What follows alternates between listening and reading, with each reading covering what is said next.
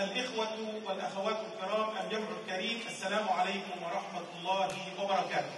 في هذه الخاطرة الإيمانية القصيرة إن شاء الله، يعني بعض التنبيهات الفقهية. يعني إحدى الأخوات أخبرتني في بعض المساجد بأن بعض الأخوات يذهبن إلى صلاة التراويح وهن عندهن العذر الشهري، وكما أخبرت ويقفن بين الصفوف أو يجلسن من أجل متابعة القرآن أو من أجل متابعة الختمة.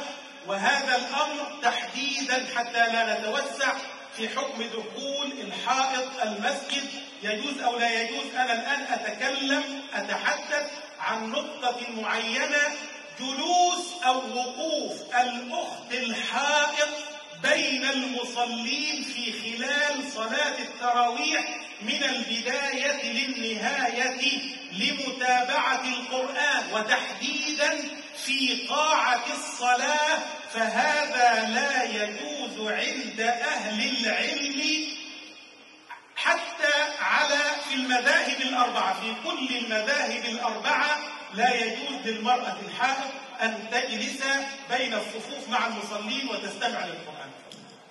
Just a short reminder, and before that, some quick 50 points of jurisprudence. That there was one of the sisters was informing the Shaykh that there are some sisters who like to come to the masjid and they like to participate in the Taraweeh prayer, but they're on their period, and so he says that there is a large discussion among the ulama of the permissibility of a woman to come to the mosque during her menses and the permissibility of that. But what he's talking about is not even that, but just the woman sitting among the musallis, sitting among the people who are praying while they are praying, from the beginning of the Taraweeh prayer until the end of the Taraweeh prayer, among them in the rows. And even if she's not participating in the prayer, her presence among those rows of people who are praying, there is no dispute among the four major schools of thought that this is not permissible. And so for the sister who would like to participate in following with the Khatam of the Quran, to not sit among the prayer of the people.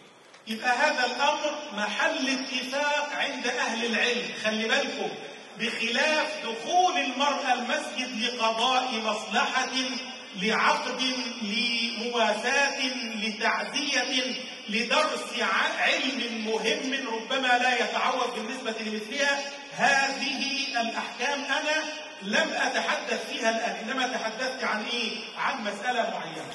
He wants to specify he's not talking about any situation in which a woman on her menses would enter the masjid, because there is some dispute among the different ulama about can she enter for a need or for a necessity or for an important dars or an important lecture to be given.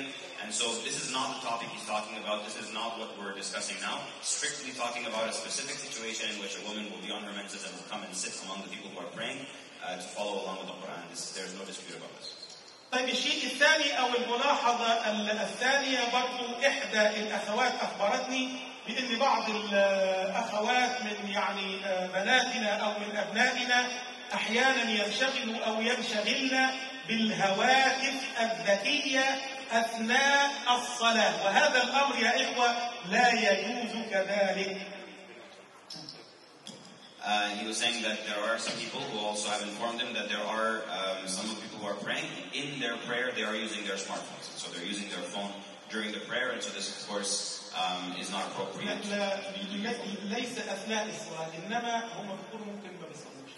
And so even if they are not actually praying, just to be on your phone while the Quran is being recited and the salah is being called, that it is inappropriate for you to be in the mosque and just scrolling on your phone. طيب، البعض أنا بقى رأيت بعيني بعض الإخوة، أنا شفت بعيني هذا، كان يصلي وحده صلاة نافلة، فالموبايل بتاعه رن، فهو عايز يغلقه، بس عايز يطمئن من الذي يتصل، فيتصل، فرفع الهاتف وأغلق ووضعه في جيبه. He saw one of the brothers who received a call in the middle of his prayer, and so he wanted to ignore the call, but first he wanted to check who was calling.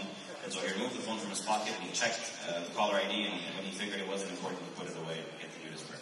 So to be more focused in our prayers. لكن في نفس الوقت يا إخوة لو كان مثلا الهاتف صاحبه نسيه على الصوت العالي وكان مزعجا لا مانع أن يضع يده ويضغط على الزر ويطفئه، هذا وارد ولا شيء فيه، ومن الحركات التي لا تبطل الصلاة.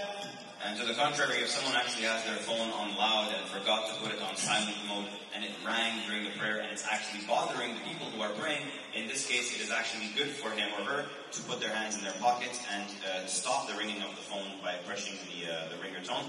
And this is not bad, it's actually good because you're not bothering people anymore. طيب نتفق ولا نكمل حاجة ثانية؟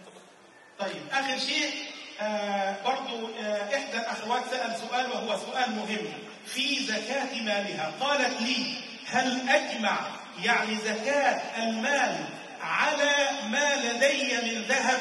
يعني تحسب الذهب وتحسب المال، فإذا بلغ النصاب المال زائد الذهب تزكيه؟ فالإجابة لا، للذهب نصاب ولعروض التجارة زكاة وللمال زكاة، فلا بد أن يبلغ المال الزكاة اللي هو تقريبا حدده مجلس الأئمة لجنة الفتوى ب11,000. وبالنسبة لزكاة الذهب 85 جرام من الذهب، ولكليهما زكاة منفردة، يعني ما نجمعهمش على بعض. And the Shaykh was also saying that a sister asked him about paying zakat on her gold. If she has a weight of gold, should she add this amount in currency to her wealth and then pay zakat on the total amount? And the Shaykh is saying that no, you would calculate your wealth in terms of money, and this, the nisab has been set to $10,000, and so if